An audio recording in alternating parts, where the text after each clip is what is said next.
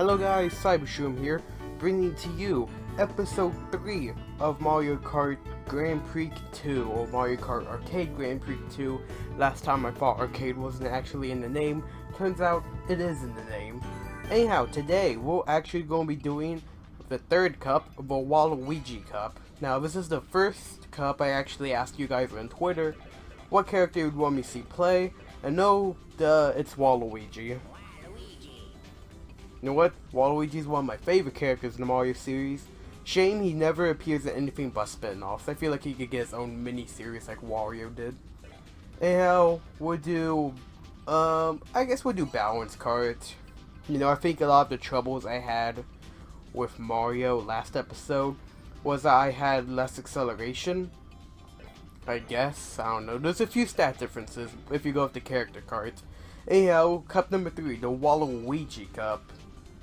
I think this is one of the new cups added to GP2, but I was not in GP1. I think GP1 had the Wario Cup. I think that's still in this game. I didn't see it when going for the menu. Anyhow, it just looks like the map's just another circle, which hopefully it isn't. I see some bumps. I see a dinosaur. Maybe this could be more interesting.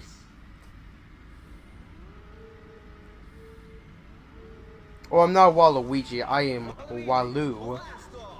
You know, it's like, that's like the foreign pronunciation, Walu. Okay, I like this, very colorful. But it's still kind of just the oval level design. Which, I mean, the bumps are nice. And the colorful transition through that tunnel. But it's still kind of just, it's a little too similar to the Mario, I think Mario Highway stage. I think that's what it was called from the Mario Cup.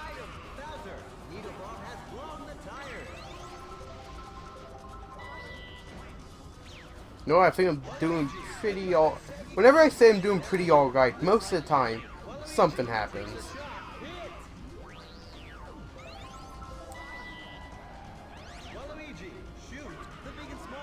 Yeah, Waluigi. This course is 5 laps, alright.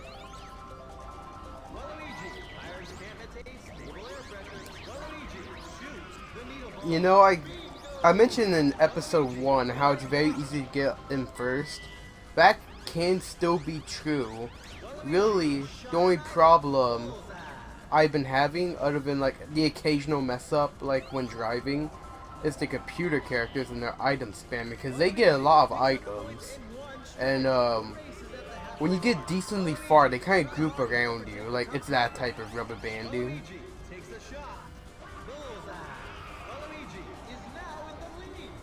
How long will I be in the lead though? That's the question. Alright, so I kind of want to, I have a topic I could talk about. I'll probably make a video on my main channel discussing it more, maybe a guy an actual script. But Nintendo, why should I say Game Freak, was discussing more about, you know, Pokemon Switch. Nothing really immersed from it, you know, whenever they do these Switch interviews, all they basically say is, oh, it's coming, oh, it's going to be a new game. And, you know what, I kind of expect more, like when my Nintendo News tries to make such a huge deal out of it. Like they used to clickbaitiest of titles, like huge new announcements and new details for Pokemon Switch, and the details, just like I said, turns out to be this Pokemon game on the Switch. But anyhow, this time I forget the exact name, but whoever was doing the interview mentioned that the reason Game Freak did not have a Pokemon title right away for the first year of the Switch is because they thought honestly it was going to bomb, which it's kind of understandable, because the Switch is kind of the sequel system to the Wii U. You know, they have similar specs and all that. Only thing, though, is the Switch is a handheld, not a gaming console. Well, it's a home console. It's a hybrid, I should say. It's kind of understandable to see how sales would work, because all Nintendo really had at the time to launch was basically Breath of the Wild, and a few other minor titles. Like I don't view, and I don't think Game Freak viewed 1-2 Switch being a launch title hit. Mario Kart 8 Deluxe is amazing, but they probably didn't think it was going to sell a lot of Switches. It did though, because the Switch is doing excellent right now. It's already outselling the PS4 in Japan as of recently. And it's getting some really cool titles still coming. We got Sonic Forces, we got some third-party EA games. Mario Odyssey, of course, I'm really excited for that. A lot of Switch owners are excited for that. So, it's kind of understandable that, you know, like I said, they thought the Switch was going to bomb.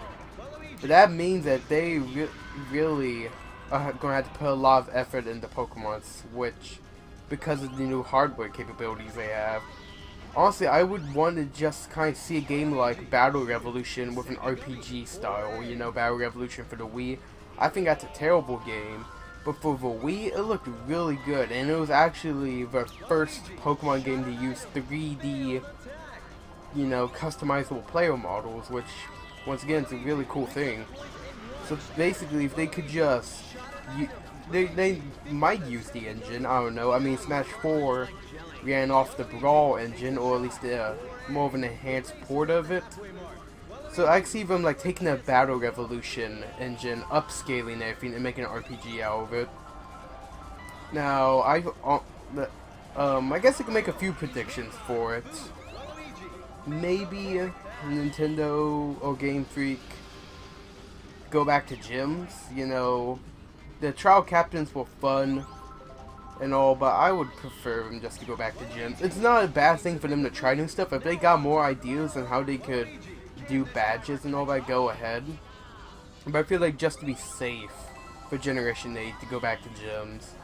I don't see gyms being permanently gone after Generation 7. Heck, Ultra Sun, Ultra Moon looks like to have Lieutenant Surge's gym in a trailer. They had those trash cans where you have flip a switch. It looked very similar. So who knows, post-game Kanto might be a thing, and that's how they try to reintroduce gyms or something. Well, I lost, so you guys know what that means. Alright, so welcome back. Going to talk about more of my hopes for Generation 7, because it looks like I got this race in the bag. Anyhow, why did I say Generation 7? Generation 8, I mean, for the Nintendo Switch. So, a few ideas I had, I could probably list them out right here, would be, for Generation 8, I would finally want to see 60 FPS and 1080p. Nothing below that, okay? I don't know the exact frame rate that Sun and Moon runs on. I think 30. But I think it's finally time for Pokemon to enter the 1080p, 60 FPS era. Like I said, I don't know the frame rate to Sun and Moon, but double battles and I think some trial battles actually lagged a lot, especially on the old 3DS. On the new 3DS, I don't think that was much of a problem, but I think it'll be nice to finally get into the 60 FPS, 1080p, make the battles look a lot better. And like I said, if they ran off the Battle Revolution engine or used something similar, it would look really cool. And battle animations, I would want to see improved. You know, I'm not saying I want Pokemon running up and punching each other with unique animations, but something more engaging. You know, other than cutting to one side to watch Pokemon breathe fire, and then the other side the Pokemon flinches and takes damage. Like mentioned already, gyms. Would want to see gyms. Second region, maybe, possibly. Depends on where exactly Generation 8 would take. I would want, if it's based off a real world place, which mostly all the regions are. Kanto, Johto, Hoenn are based off regions in Japan. Sinnoh, I think, is based off of Europe. Well, X and Y is more based off of Europe, Kalos. You know, if it's based off New York City, I would want something based off either Russia or China. I feel like especially with the 1080p aspect. Nintendo Game Freak can make some beautiful, beautiful landmarks, especially for China. You know, the Empire City, Tiananmen Square. I probably mispronounced that. I can see about all being Pokemon themed. I can actually see Tiananmen Square being like a battle frontier or like a Coliseum from Pokemon XD where trainers would battle in the square. That would be really cool. Online capabilities. You know, I'm not really expecting much of anything new. I would want Wi-Fi battles, of course. Good connections. I don't want to disconnect whatsoever, or at least let the system try as it can. I've never had any server issues playing any Nintendo Switch games so far, and with Nintendo making us pay for Wi-Fi play in 2018, I'm pretty sure, I better not have any disconnect issues. Live spectating mode. This is something that I would personally want to see. I know a lot of competitive friends, especially my people I know at the Nephrox League, a fan league I help run, would love to see a live spectator mode, so we don't have to resort to, you know, either recreating the battle in Pokemon Showdown, or heck, we could do live tournaments. And that's the thing too, tournaments. I know Sun and Moon kind of had that friendly tournament system where you could use QR codes and all that to host online tourneys. Honestly, I thought that was kind of bad because it was very complicated to set up. You needed a certain amount of people, had to be approved, had to be at a certain time of the day. I would want the point-based system that Sun and Moon did for tournaments, but I would also finally want to see a bracket system like Smash Brothers, at least like Smash Brothers. You know, you don't have to do best of threes, but at least if it was a bracket system where you could just do easy one-on-one tournaments, and if there was live spectating mode, that'd be cool. Voice chat. Oh, I lost. Dang. I'll just keep going. No transition. Voice chat. Alright, being able to chat through battles. X and Y had it, and I thought it was really cool at the time. Sun and Moon surprisingly doesn't have it, or at least I've never been given the option to use voice chat.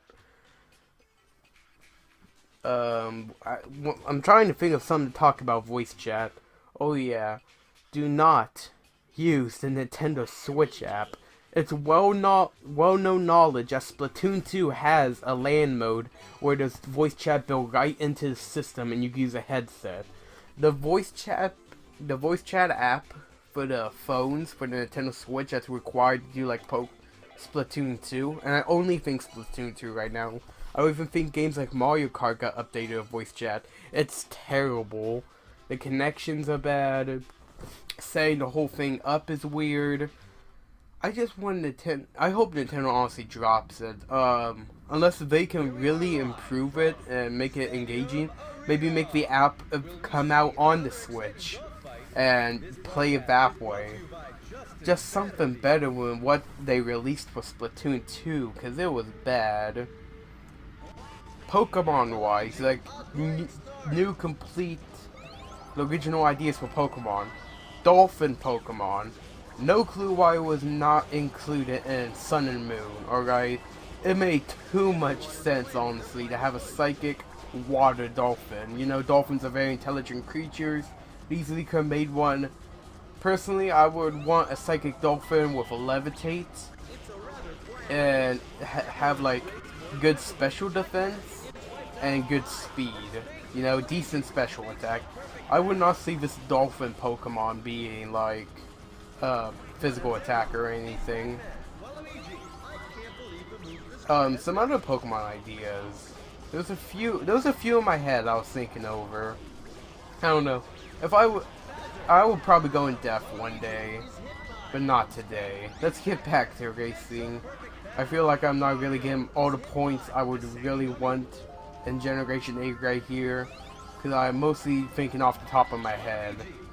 And I should like have a word pad or something open so I just type down fully what my ideas would be. Anyhow, this is an interesting item I haven't brought up. It's Flood from Sunshine. How cool is that? Also, I watched Did You Know on this game. Turns out there are 95 items. Freaking 95. But you only get 3 per race, and they're all determined by random slots, and some of them you need that Mario Kart to unlock.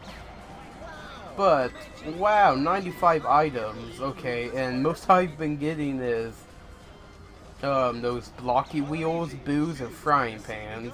So it'd be really interesting to see some more of these originals, like these new original items, like this jelly right here. It's an interesting idea. And Flood, I could honestly see being used in an actual Mario Kart game.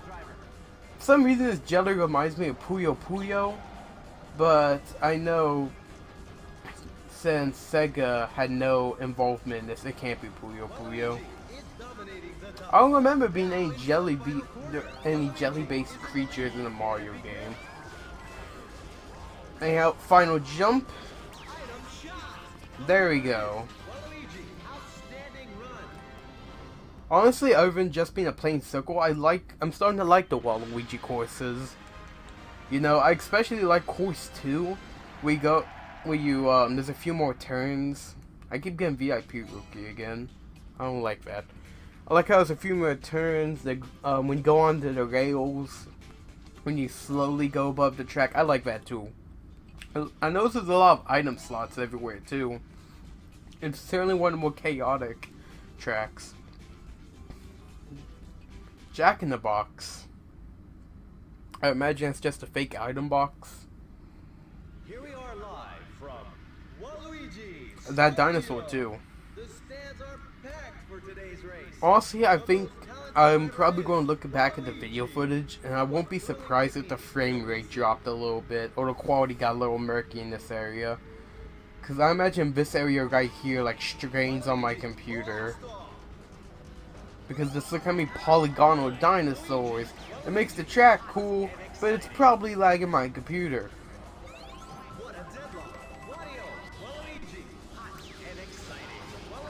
Flood has to be one of the best items, really. He shoots in multiple directions and he seems effective.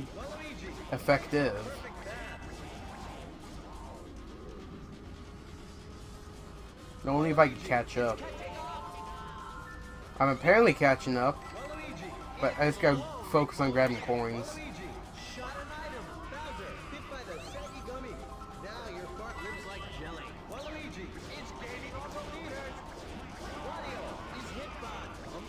You know, I'm hitting a lot of people, but I'm barely holding on to 4th.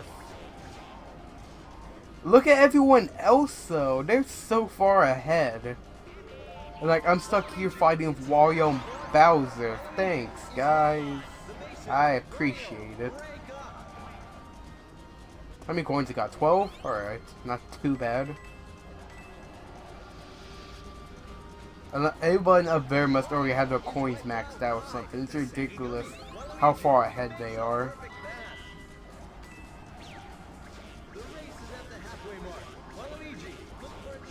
Unless they purposely start slowing down, there's no way I'm catching up.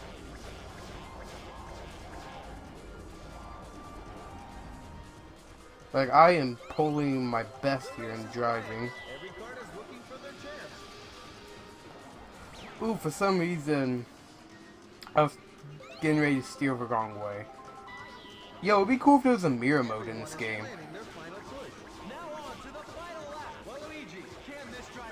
Yeah, I lost this.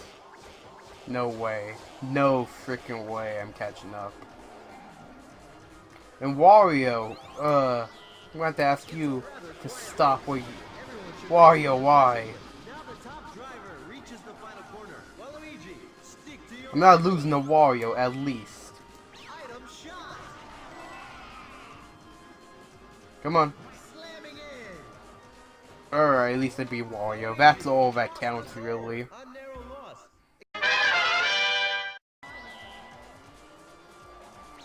Alright, not too bad right now. Not too bad. Just gotta get some more coins. Alright, who's ever in front of me? I think it's Luigi. Might be Luigi, because he looks green.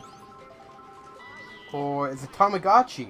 Is it Tamagotchi thing? Or is it Yoshi coming right out of my... okay. You know, I can't curse that much. Gotta be a family-friendly channel, because somehow my streams are not appetizer friendly. They're too edgy. You know, Pokemon Coliseum? It's too edgy, guys. Yeah, it's Tamagotchi, I think. Ooh, fake item box. Ooh, oh, wait. Oh, okay, that was close. You see that right there. Oh, man. Anyhow, we completed all the Waluigi courses. You guys know what time it is. Waluigi Cup completed.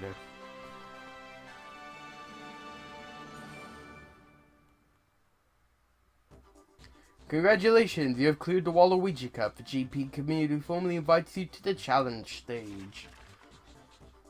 Bird card contest. Run up and jump over 70 meters. Alright. How do you jump? Or does it just go off the ramp? Okay. I'm gonna try my best. Oh, we get a mushroom. This is the first time we've seen a mushroom in the Mario Kart game. What is this, part 3?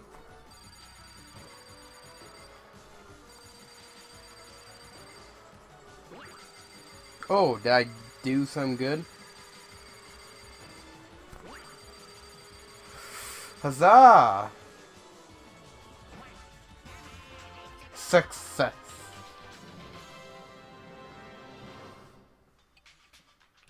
Clear the Waluigi 150 Cup. Well, guys, that was part 3 to Mario Arcade GP2. If you guys want to see the 2 previous episodes, check out the playlist I've made. And until next time, I am Cybershroom, and I hope you have a good one.